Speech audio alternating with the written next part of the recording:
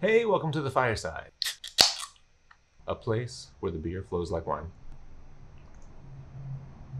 Today's episode is absolutely crazy. You're going to love it. Our guest is a guy named Brad Wooten, and he created a brush set for Russ Abbott and TattooSmart. That's actually how I was introduced to him, was through Russ. And this brush set is absolutely nuts. I'm not going to say too much about it. You just have to watch this entire episode and get an understanding, try to wrap your mind around what it's capable of.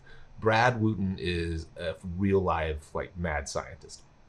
So here's the issue with this episode. We talked for like 3 hours, and I'm not a fan of 3 hour podcasts. I don't like them at all. I needed to whittle it down a little bit. So I ended up leaving a lot out, and I had to chop it up somewhat. And you'll be able to tell that I chopped it up, but I got all the real meaty nuggets in there, all the stuff that you really need to know about Brad. You get to know Brad a good bit, and you get to understand this brush set. And it just so happens, coincidentally, that the brush set drops on the exact same day that this episode drops. So I will link to the brush set for you to check out. If you're using Procreate, I'm sure you will find tons of uses for this brush set. It is next level. So I don't want to go any further. I know you're going to love this episode. Thank you for supporting what we do, and I'll see you at the end. Yeah, so you asked me where it started? Well, I guess, yeah. Have you drawn? I assume you've drawn for a while. Pretty much. My mom, who we were talking about earlier, was always she really nurtured that. She was really encouraging of it. I have memories of drawing a flip book when I was like probably like maybe 5 or 6 or something like that. Like, I don't know. I was watching this gnomes animated show with gnomes, and they had those big red hats on, and I hated the show so much. And I drew a flip book of the gnome, one of them launching up into the air like a missile. And then off in the distance, you could see it come down and just do a nuclear explosion. But I look back on that and realized that like that was in my house. I was like, this was like pre 6 years old. I was like, oh, that's wow, kind of unusual. Had you for that age, at least, I guess. Absolutely, yeah. I assume you had seen flip books before and knew how to put one together. Or you just like I must have. I Yeah, certainly surely. didn't figure it out on my own. I remember being like really, really concerned though about like I remember like my face doing this, looking in the TV, trying to understand how the drawings move. Yeah. And that was probably the next day. Yeah. So what about outside of or beyond childhood? Did you go to a formal art school, or pretty well self-taught? Pretty much self-taught. I think I had formal training in figurative sculpture like 5 years ago when I was living in Seattle. But before that, I mean, it depends on if you count like having a bunch of art books available, like Andrew Loomis, guys like that. Like I had that stuff on hand, so I can't say I was self-taught at all. Well, let's see, what else did I learn from? I learned from my sister. Watched lots of Disney movies, so there was lots of cartooning happening. Lots of cartooning. Getting into a teenager, I started drawing more anime type of things, and I got really fascinated in the way Japanese culture, from at least from how I can see it, interprets space. It just seems to have got so much more like saturation going on and depth in it a lot of times. I thought it was really incredible, at least in like back in the 90s, the incredible kinds of like foreshortening and like really strong dynamic movement that they could create with animation that American animation was just nowhere near. American animation is still just feels like that unless it's a high budget movie. And I also played some video games. I played this one game called Armored Core, and it's a really boring story, but I just played it more than anything else. What's the Armored Core? Yeah, Armored Core is for PlayStation 2, but you build robots out of hundreds and hundreds and hundreds of parts, and there's all these stats and numbers everywhere, and I would just fidget and change parts back and forth and try and tweak things out to have like a unique like behavioral curve in the way that it feels to use that particular one that you had made. And so I think I got really good, at least at drawing geometrically, just sort of out of my head, by trying to play that game while I was in school, and I would just draw robot parts all day.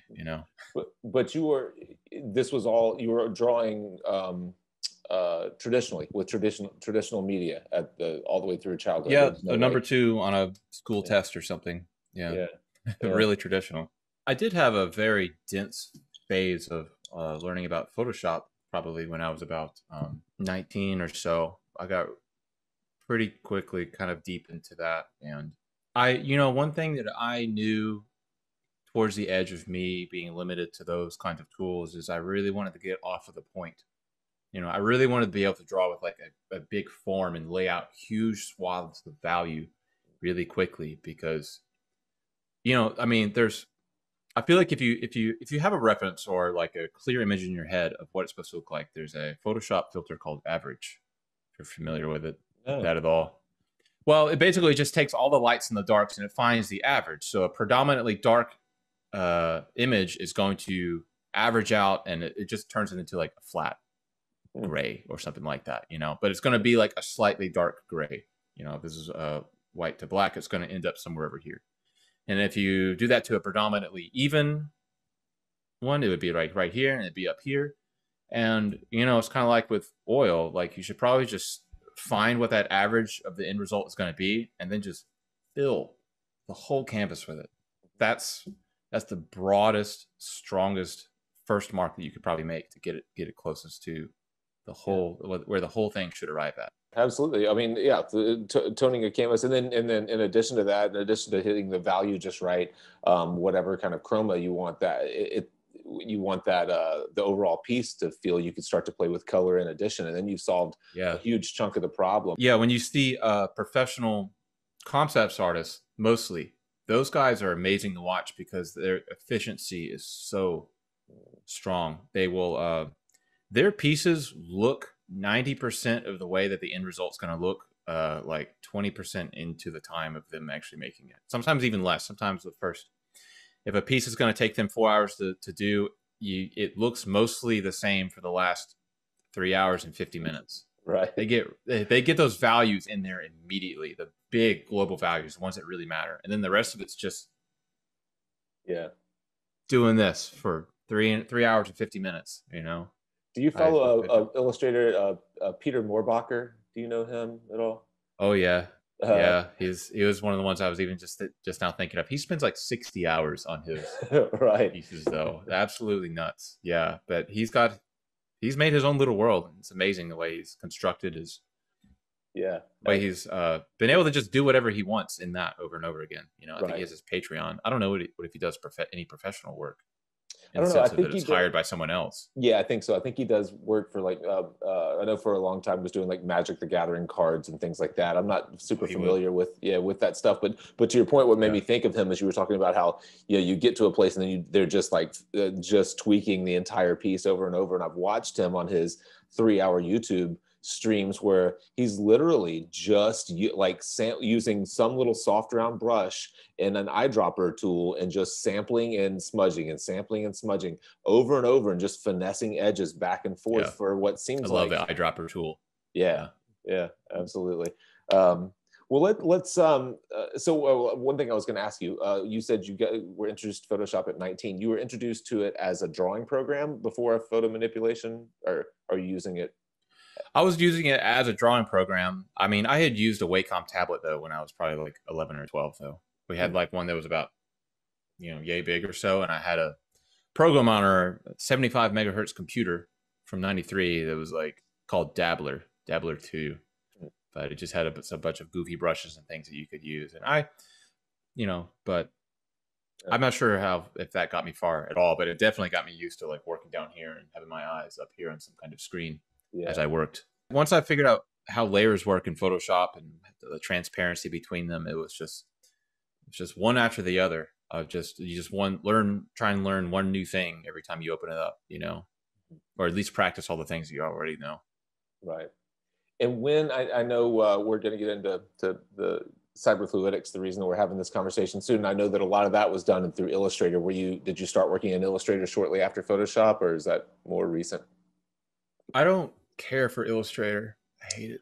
Oh, I hate it. Did I misunderstand? Did you build a lot of the brush set in Illustrator? Okay, I did. So what I had to do is I had to create vectors. And I actually use Illustrator a lot. It's really good. I use it for one thing. It's pretty much just doing perfect geometric shapes and repetitions into little sort of kind of modular little objects. Like maybe I design like a kind of robot plug that's got, say, like a line, like a robot plug that's got, say, another ring in here, a flat side of it, and two lines that come off the side of it. And I would build that up, put dots in certain places, and I'd build a variety of those. I used to, in every new project I would make, I would try and add a new asset to my library, and then I would reuse those assets in further ones, but still try and add a new one. Mm. But yeah, Illustrator was great for creating those vector objects. Vectors are so nice to have because, well, you know, you can project them onto the side of a moon and they won't lose any resolution except for what physics does to it, but it has nothing to do with the processes of the computer or the data of the image. Yeah, so I had to create the part of those brushes that generates those patterns. Let me see here. Let me actually kind of pull that up here. The part of the brushes that generates those patterns was, let me pull up a new one here. But the sort of substructure that creates that allows us to expand along that sort of geometry, I had to create that in Illustrator out of vectors and gradients and pushing them together. I see. Yeah. You can actually see it, right? Oh, you can't see that at all. But in that very fine grain is that pattern, but it looks the exact same, except it's made of smooth gradients. And it has a lot to do with the way hard mix works. So hard mix is going to basically make the output of it either black or white. And I'm talking in terms of only black or white. It does other things with RGB and color, but I just don't fool with that. Yeah. Okay. Yeah.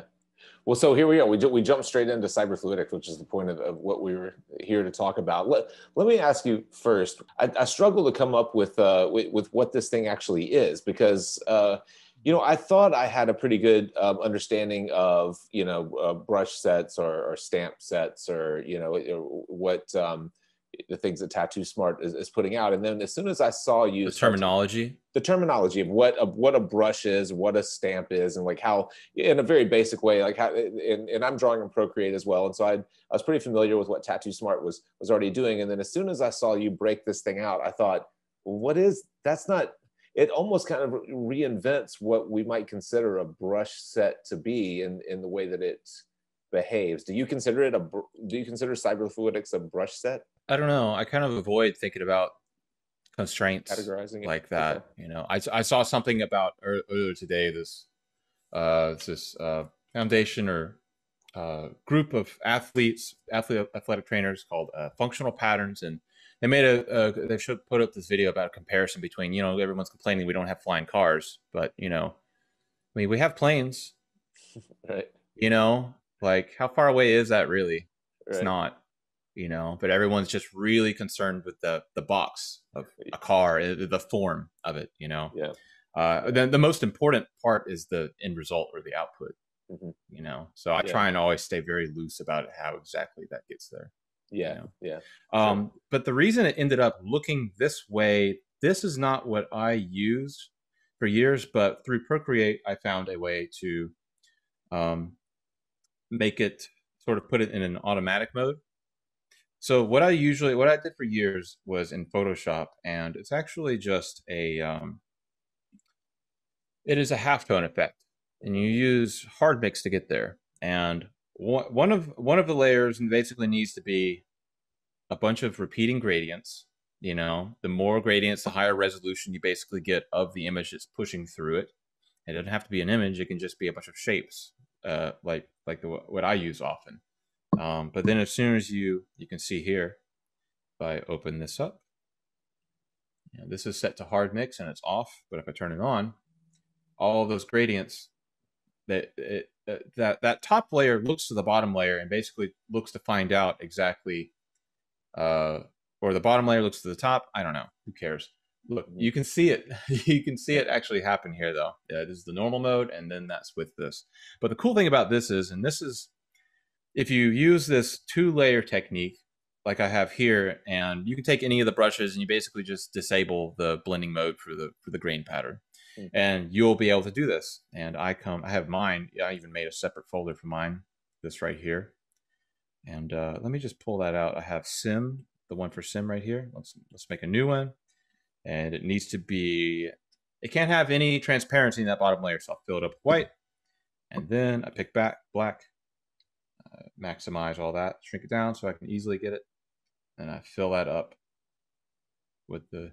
Here, let me turn this off here so you can see it, and I just filled it up with this, repeating gradients over and over and over again, and that top layer looks to see basically like where that cutoff should be for that. But this is the cool part, is I can take this and I just selected that bottom layer. You can do anything I want with it.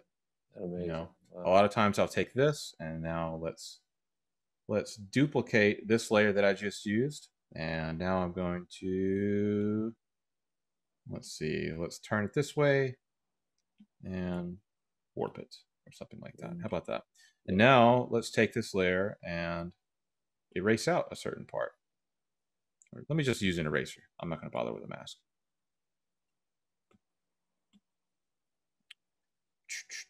How about airbrushing? So if you can get a soft edge between, so you see I have now two different substrates stacked on top of each other, and it's only looking at that top one.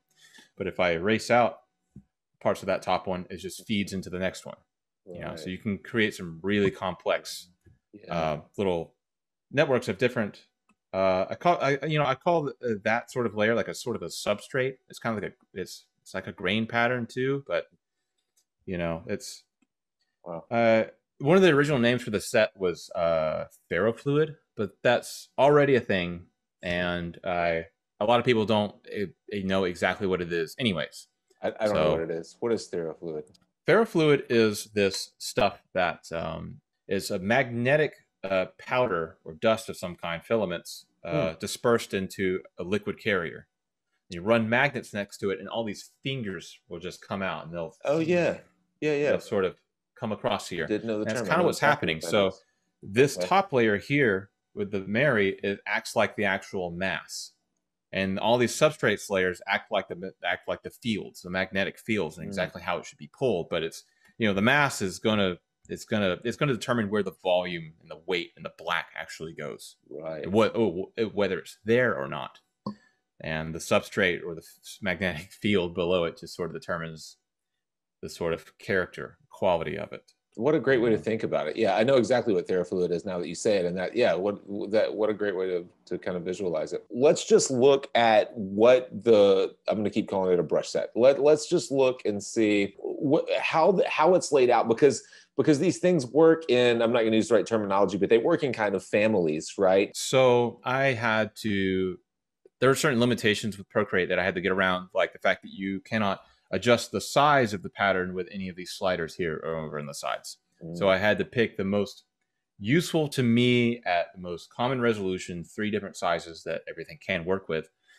And then as I did that, I discovered other things too as well. But you can see here, anything that is labeled with anything with blue is a small size, green, medium, and red is a large pattern.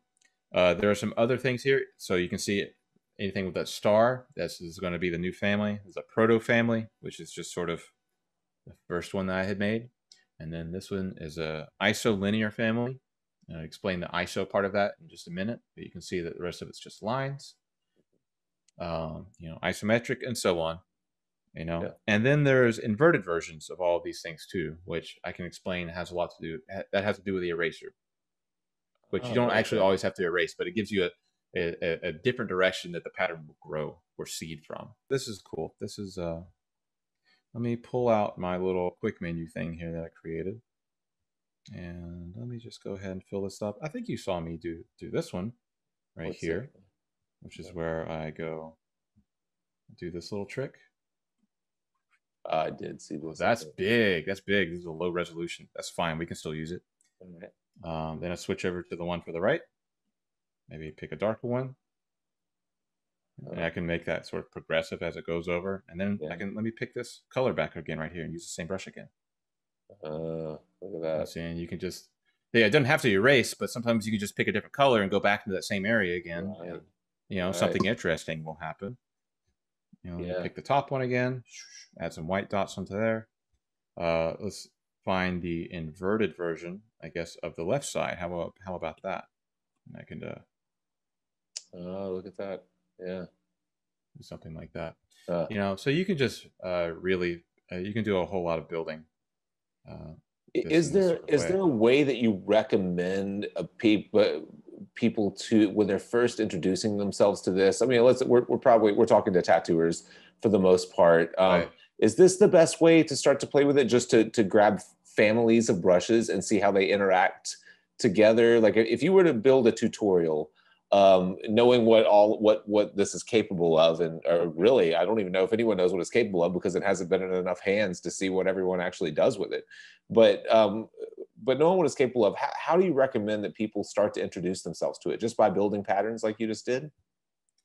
Well, I mean, this is like a pattern building type of brush set, and so most tattooers who use this kind of thing are going to be doing the kinds of tattoos where you maybe have like a clean sort of form or cutout of an area, and then you sort of project the pattern into that. Mm-hmm. And what this allows you to do is just create a lot of complexity within those patterns that go within those areas. Even the outer, the sort of big bass note, all this sort of flowing form here, that is a, let me pull it up here. You know, this is a brush right here, just this alone. And yeah, I was just about to ask it. It's crazy how you have the light effects of the skin, and I can go into that too as well for sure. Okay. Let me make a new layer here. I'm going to pull out the same brush that I used to create that bigger flow with, you know. Or how about a new one? Let's use a little bit smaller. So sometimes this is the largest size, but you know, I obviously want this much bigger than that. Here we can do a vertical version. Yeah. Let's clear that out again. While you're building it, I mean, if it's too complex and you need to actually show it, just tell me. We'll do it later. But you have this layer is just built in a way that is it a blend mode that's allowing you to see the skin tone, the light and shadow of the body underneath it? Is that all it is? Mm-hmm. And I can recreate that here really fast. Let me do that. Let me go ahead and duplicate this. So you can use a one of those TattooSmart protoplasts, or you can use. Here, let me select and let's just erase all of this here. And we're gonna start from a place as if so we just have our client's photo that they sent to us, and I'm gonna cheat and hang on to this bottom layer right here. But you just start with this one. Make sure you open it up right here and go set it to multiply mode right there. Then you swipe it to the left and click duplicate. And then this new one, you want to change to lighter color. You don't see anything yet, but so you can think of it like this. If you're kind of confused about the order of it, you can basically just think about it like the tattoo goes under the skin. And the skin just goes is the top layer of everything. So I can just take my black here, fill up some area, and now come back to my lighter color. Make sure it's off. Hue, saturation, brightness. Okay. So what I've done is I've gone to that top lighter color layer and I'm applied a filter over here and I'm going to darken it this way, and I'm going to desaturate it. You can see it's already very close. And now what you got to do is you want to find a way to cut off the edges of all of this. What you could do is you can mask each layer. I find the simplest thing to do though is do a clipping mask. And what that means is that this is what I've made here. It is just a layer that has white where I want things to show up and transparency where I don't want anything to show up. And I put it below everything.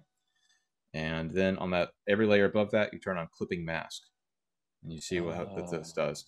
And what this is great, but one of the things that drives me crazy about Procreate is if you blow something up and then you confirm that transformation, everything that's on the outside of that canvas is gone. It doesn't want to keep up with it. And one, it makes it really simple for everybody. It doesn't want anybody asking why their program's running slow, and it's because, well, you have 3,000 miles of data extending, outside of your canvas. Well, they just solve that problem. They force you to cut it off. This gives you a little bit of leeway with that though, and I can take this and do all this kind of stuff with it. But the real other problem I was talking about is it doesn't let you unlink your layers to your mask. So say like if I let's see, this one's not going to be linked to anything here, and let me just fill this up with something. How about something like this?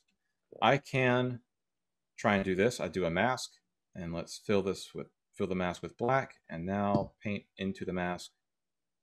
I'm going to pick my standard hard brush that I've made for myself here, and I'm going to paint in where I want things to show up.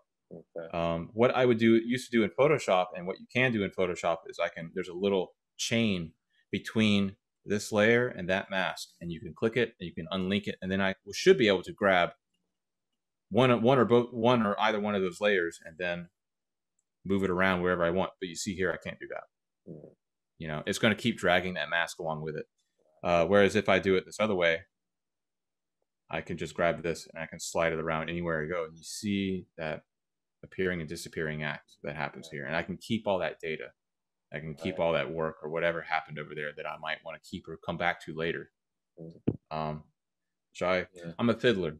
Yeah, obviously, yeah. You know, I like to just the way that you introduced the getting that believable kind of lighting effect shows me that you have such a better understanding of blending modes than I do. I just fiddle around with blending modes in any program, Photoshop or Procreate or whatever I'm using. I have no idea what any of them are going to do. Even though I've used them all a million times, I have a mental block, and I'm just like, what is hard light going to do? Oh, wow, that's cool. What is soft light? I don't even have a slight expectation of what to expect in any given situation. Yeah. Well, there's nothing special about what I do because I basically do the same thing. I just do it a lot. So the only thing that I've drawn so far was Cyberfluidics, and I won't pull it up because I didn't take the time to hook my iPad up as a screen share, but was playing with some of these patterns over a skull from one of TattooSmart's other brush sets.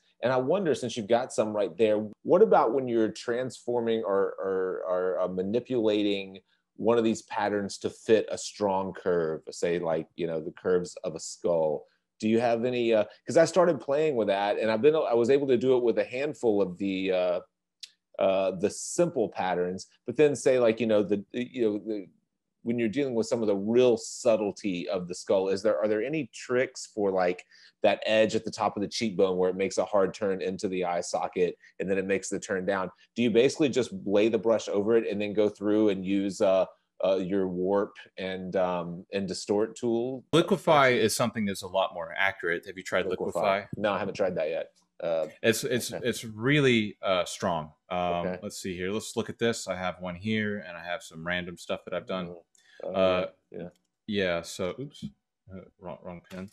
Let me see here. If I just come into this, and if I try and warp, there is some kind of sub warp. I think is what it's called. It's a new feature you can do where you add more points. Oh, really? It still pales in comparison though to what Liquify can do. And Liquify it was originally a Photoshop thing, but right now Procreate actually does a much better job. A much better job with it. It's irritating. It is. Yeah. Yeah. I wish I could create. I wish I could pass files back and forth more fluidly between these two things. But yeah, let me see. You can change the size of the effector. You see, you can kind of really dig into that and do some all kinds of things, sort of like that. Do your own sort of sculptural lumps and bumps and whatever you really feel like that should be sneaking through that form. You kind of see you have that optical illusion type of stuff happening in there very quickly. Right. If I wanted to say like kind of sculpt out around this part here. Let's blow that up a little bit, push it around, maybe tuck it up tighter up into that cheekbone so that it goes around there, make it more parallel as it goes this way.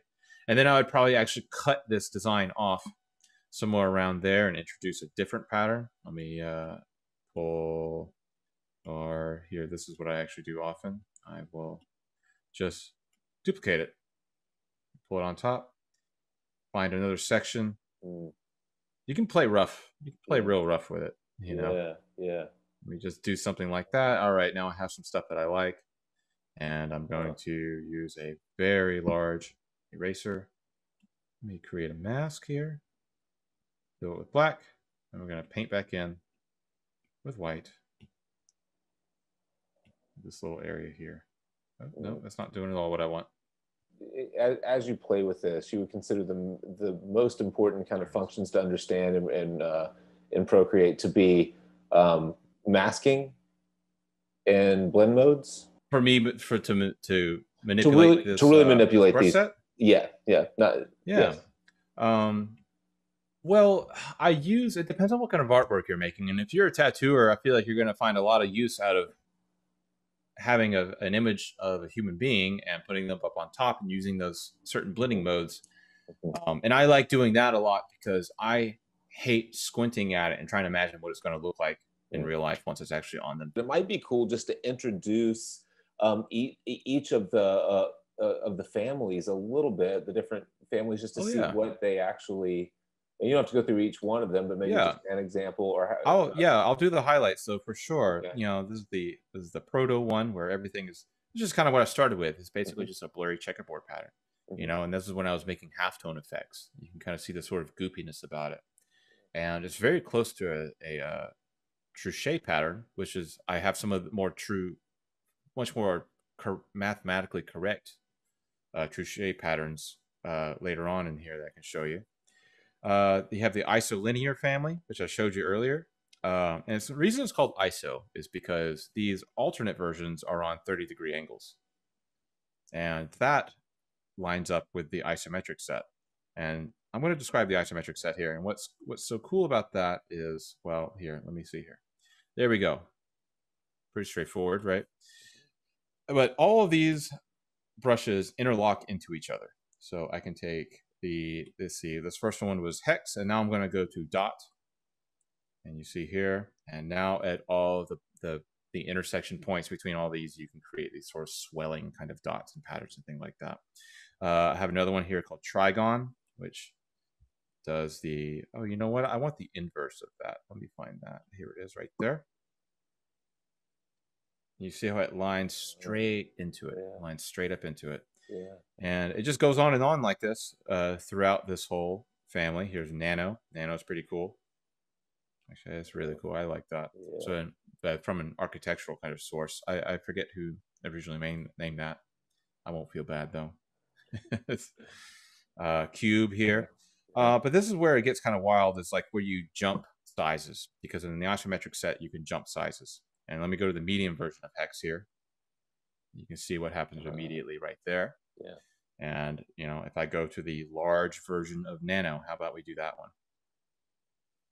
You know, you can, you know, things start to get really complicated really quickly, and you can get lots of interesting, like, it's like a cascade or, you know, different that's kind of resolutions of this sort of pattern thing. And you can really go in there and just scrub hard and get some really interesting results by accident. And a lot of times, maybe, well, if you find something cool, try and look through the forest, and you can see which ones were really doing that, and go back and just do those two together.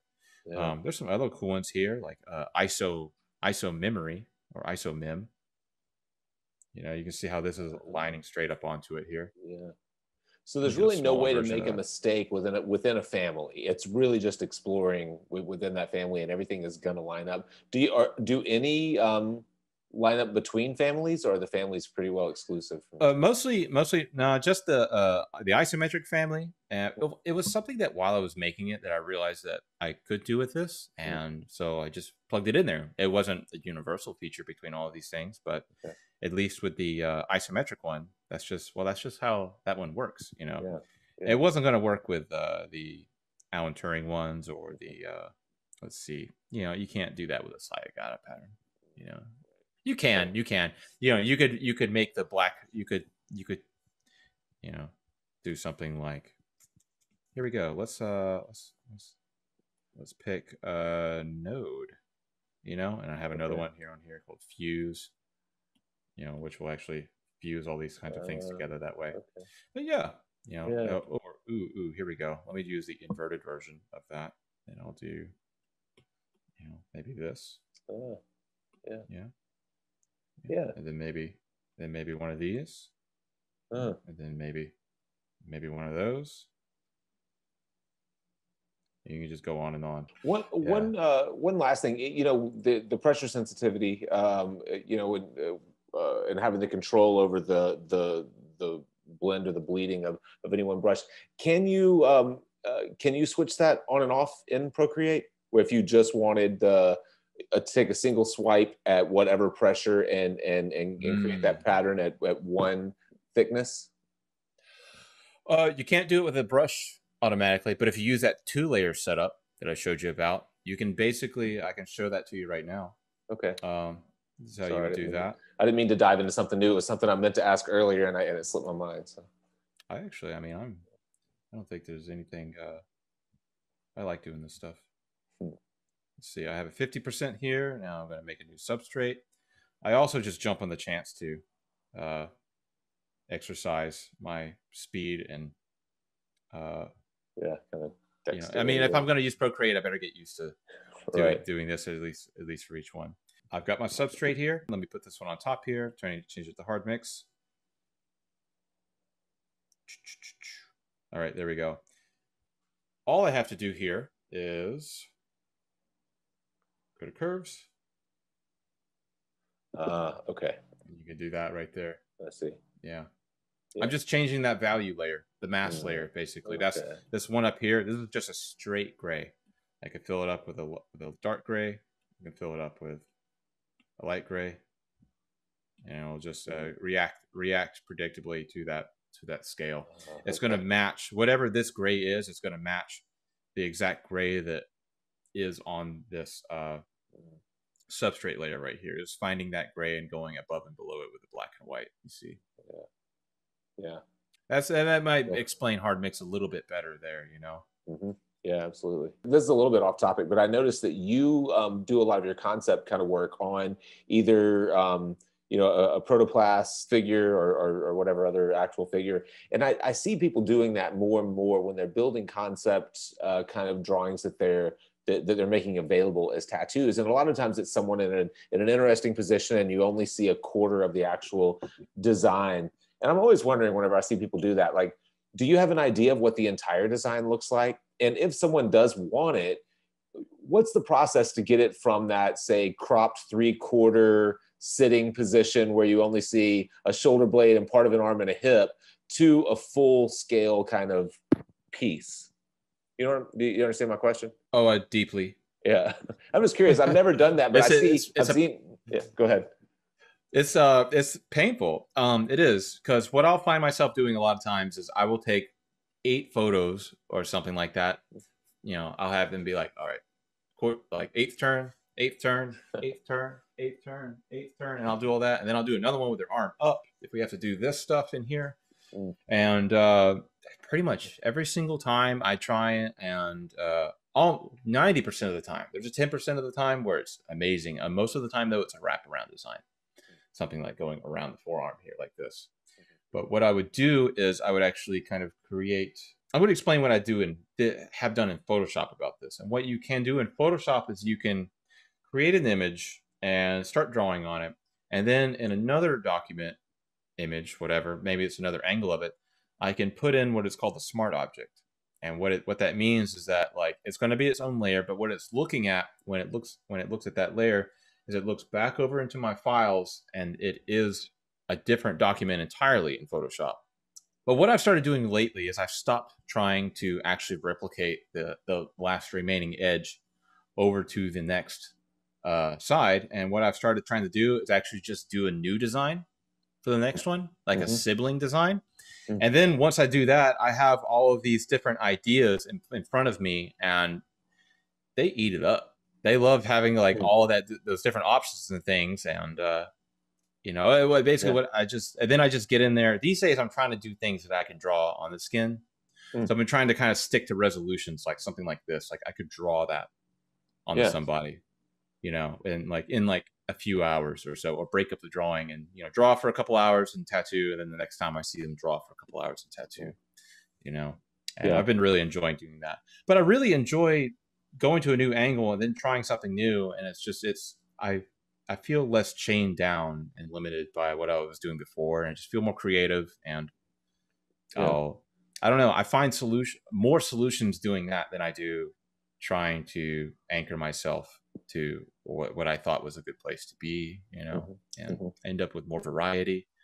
As far as the process goes, I definitely this is like one of the first things I did with Procreate. I was trying to take some of my other, these are some of my other little tools that I've little Yeah. gizmos that I've made in Photoshop that are in my other larger library of work that's in that. It isn't so much a part of this, but I'll almost always I have a hotkey set up in Photoshop at least for that layering technique that I showed you. I'll open up a photo and I'll click one button and it'll boom boom boom, it'll create a folder, it'll change that one to multiply, duplicate it, change the lighter color, apply the camera raw adjustment to it, which is just a fancier version of hue saturation. And it'll go down in that list too and create a new folder and title it design and like put a new layer in there, and it'll just set it right there, ready to go forward into it. I just click F6 and it just, and I can start drawing, and it looks exactly like what I just showed you earlier with all that stuff going on. Well, no, I do have to create a mask. I do have to do that still, but yeah. But all the rest of that's in place. I'm getting away from the brush set and more about how to actually apply it to skin. Sure, how would you approach something like this? Would you go through and gray line everything and then come back and lay all your medium grays down and build darker? Would you do all your I would do it very similarly to the way at least that I drew it on here. And you were asking earlier about how someone starting out could get onto this, doing it. I don't really know how I would really use a pattern type of brush without a human figure in this kind of way, because it's got to spread over something it's got to integrate into something, I mean, or it doesn't have to. It depends. There's some like wilder stuff here. I mean, we could I could go through some of the isometric set, because it has there's some things that it does that are interesting enough on just, it's not just a pattern. None of these are strictly only patterns, because they have this feature about them here where everything, it's a variable width. This usually is only like an Illustrator plugin that you can get something like this and have this much control over the thick and thinness of these kinds of lines like that. A lot of tattooers, they'll just sort of grab one of these patterns off the internet and everything is equal width like that, and then they'll do some shading in between the areas to kind of give that some of that illusion. But you can do the shading with it, and you can also do this part or the actual lines or the pattern itself to grow and shrink in through the area. But you see here, I'm just kind of working on this thing, and it's really begging for texture and some other kind of silhouette and shape and something bold. You know what I mean? This is like a high note. You know what I mean? But a song's got backbone. It's got a bass drum. It needs some different kinds of variety of rhythms going into it. And when I plug it over a human body, a lot of times I'll just do it in one stroke. It's like, oh, that's cool. I don't even really know what else to really do to it. Like I've always been really interested in generative art, if you're familiar with that at all. Generative art. You know what I mean by generative art? No. It's the Sydney Opera House is a parametric one, which is it means basically kind of the same thing, but a generative. So you can make generative art with JavaScript, and what you might tell JavaScript to do in a web browser is to do a / randomly, probably under a certain type of randomizer. There's certain kinds of randomizer. One is called a Perlin noise. It's a more organic kind of random. If I don't know. I'm not qualified to explain that. I do know. But, I did know the term. As soon as you started explaining, I know exactly what you're talking about. I did know the term generative art, but So guys, it'll do a / or / at random, and it'll keep doing them, right?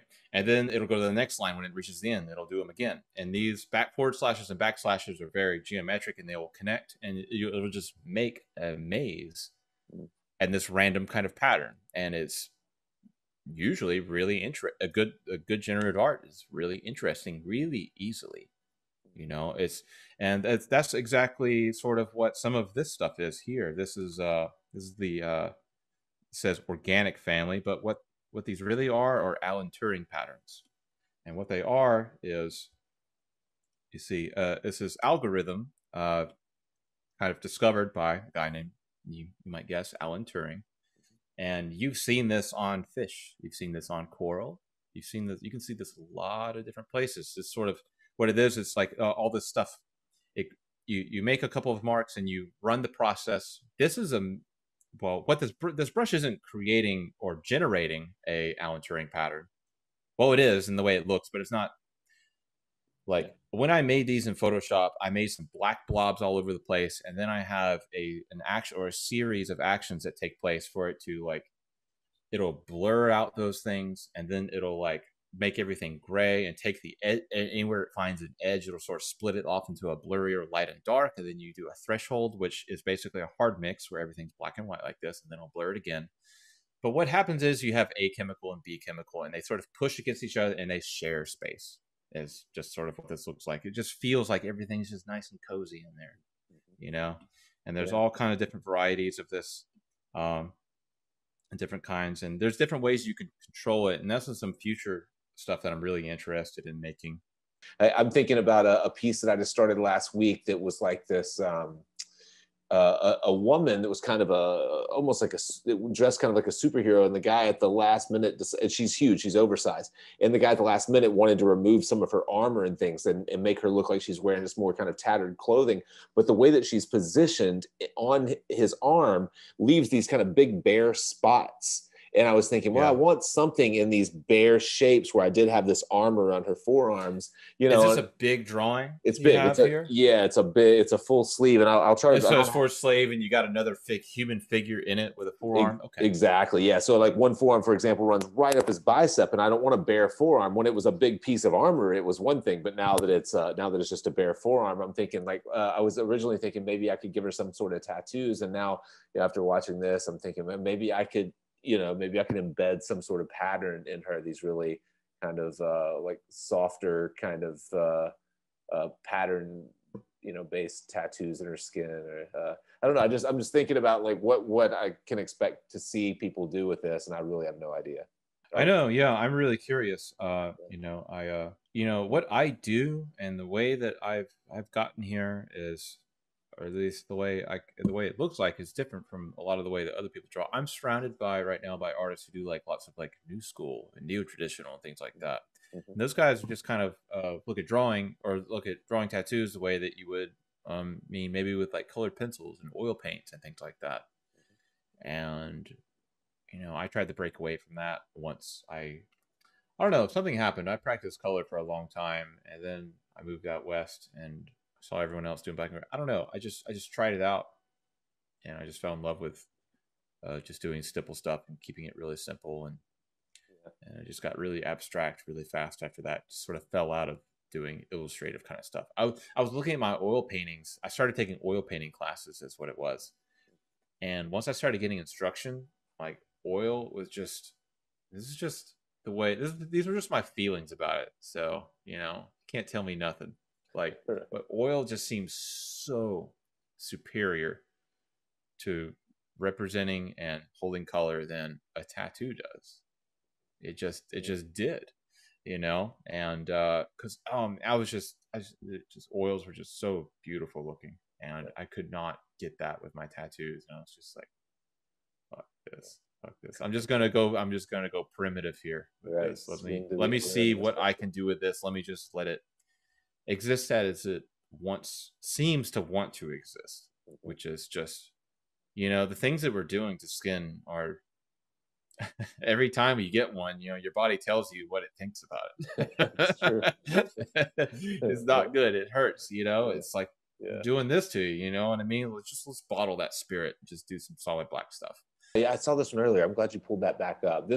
You were just talking about more, traditional or illustrative style tattooing. It's the perfect example of how you might use some of this stuff. Now, I don't know how you would tattoo this specifically, but you can simplify that a little further probably. And I could absolutely tattoo this stuff out over here, and I could do it pretty fine too. Just slow down your liner a little bit, but just follow it, it's organic, like you see these thicks and thins and how they get next to each other. However, just do it the best you can, and it's going to come out good, and all the errors are just going to add to the kind of the charm to it. It's, this is the other one here, that, I believe I showed on there. You showed this. I remember this. Showed this how reinventing. Yeah, just how rapidly you can every single one of these things on here. Let's see here. I have it labeled here. This piece right here. Let's see his tattoos. This is the clipping mask example again, right here. You can see here, I have all of this stuff around the outside here, and if I'm unhappy with it, well, let me just sort of schmooze it around, see what happens here, and do all those things, move it around the way you want, and that background is one of the brushes as well. It's a nice place to start for some things, you know. Like, Sure. if I don't really know which way I want to flow, I want things to flow sometimes. Well, what I have here is these. So I made some lines, and then I put a filter on them through Photoshop, a wave generator, and it made it wave a certain way. And then I twisted it and did it again. And you know, one of my favorite brushes on here is actually something called the Jupiter, inspired by the planet, obviously. And you can kind of see why here. It's you know, something that I'm thinking that as you're saying that, you were talking about having a good starting point with those background patterns. You know, a lot of times we're trying, us like kind of illustrative tattooers, you know, you're trying to find ways to, we're using negatives, whether we're trying to not tattoo in an armpit or not tattoo an elbow. And a lot of times I'll try to find clever ways to get from A to B. You know what I mean? Like maybe I'm trying to get a negative to swoop up to follow the shape of an arm from, you know, from an elbow to the front of an armpit, or vice versa. And something. Say it again. Sorry. So, you know, maybe I'm trying to figure the major shapes of a drawing out. And so what I might do is I might like take a mark here, and then maybe a mark right back here. And I say, all right, I'm going to try to find an interesting way to create a negative from this space to this space that kind of pulls my eye through the other shapes of the composition. Yeah. A great way to do that would just be to explore some of these shapes and blow them up. That's absolutely what I do. I take huge shapes and I'll stretch them around. I'll bend them. I'll twist them. And I try and stay really quiet up here. You know, a lot of times I'll find a good idea, and then I'll start talking to myself about what I kind of expect it to look like, and you just gotta shut up. You just gotta shut up. Sometimes it's like it's one of those where you're trying to line something up in the center, but then you accidentally let go, and it's kind of off center, and it hits good. You gotta be self-aware enough to know that, like, don't come back in there and put it in the middle just because you think that's where it goes. It's the middle, and you got to put everything inside of the middle, and it goes in the hole. And you know, like, have you ever gone to Six Flags and you looked inside of the fence post and you see how much shit is shoved down inside of those things? Everywhere, dude. People put stuff in holes everywhere they can. They just put it in here, put it in here, put it in the middle, put it in the middle. You know those tattoo requests that we get. This was actually something that I have in the tutorials, and it was just a device that I had made to explain hard mix. Okay. And you see here, so below here I have, this is what would be the substrate. You have black, gray, and white. These black and white ones are kind of useless, but the gradient down here is very useful. And you see here, I have my skull, and it's set in the hard mix mode. And wherever you move it, and you see how it interacts with what's below it here. And if you put it over something, it's going to find those. It's going to find those values in the skull and push that terminating line through the sort of the value of it. You know, if you ever looked at the Photoshop or you can kind of see it move around and all that stuff and see how it interacts. And you see in the perfect gray zone right here is deadlocked right there.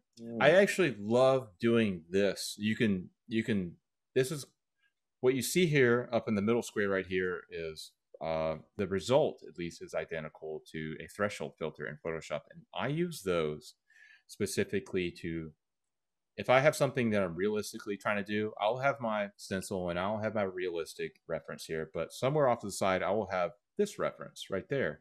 And this is basically telling me where to use absolute black. Maybe I'll shade with the black, but I'll look at my reference, I'll shade with my black, but I am dipping into that black in these areas for sure. But this is a 50-50 grade. You know, I mean, what if, you know, you can determine exactly where you think where all that black should be. So you can come up in here, and let me put it right here, and I'm going to come right here, and I'm going to change how light or dark I think that the whole piece should really be. And I can look back on this, and it's like, in every one of these zones, I'm going to dip into black. Easy. Easy answer. You know, because you know how hard it is. Because you can take black and you can make it look light. You can kind of take a dark wash and kind of get close to black. But you know, you really can't. Really, you really should be using black. Yeah. You get, Wow. you know what you're really supposed to be doing. Yeah. Yeah. Wow. But anyway, so that's I love doing that for when I need a reference or something like that. Okay, that's it. That's all you get. I'm so tired of staring at the screen and editing. Look at my eyeballs. They're bloodshot. They're so beat. But there's so much more cool stuff that we talked about. There's a ton of good footage that you didn't get to see, and that's unfortunate. You know what I think I'm going to do?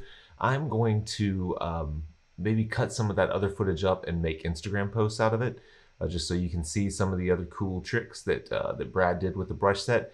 And besides, I don't really know what to do with Instagram these days. They hate it when I post nudes. They're always like, "You're too old to be naked on Instagram." So I'm going to start posting some of this stuff. Buy this brush set. You're going to love it.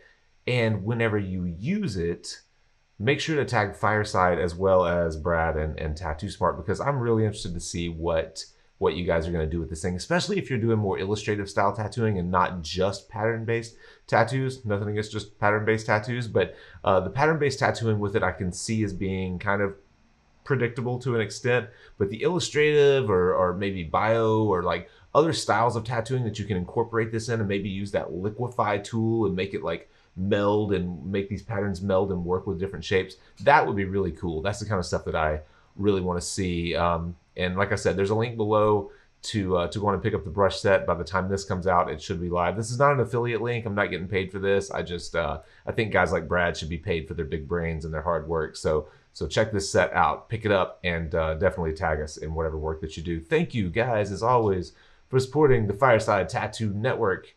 And that's it. It's late. Going to bed. Cheers. Wait. Cheers.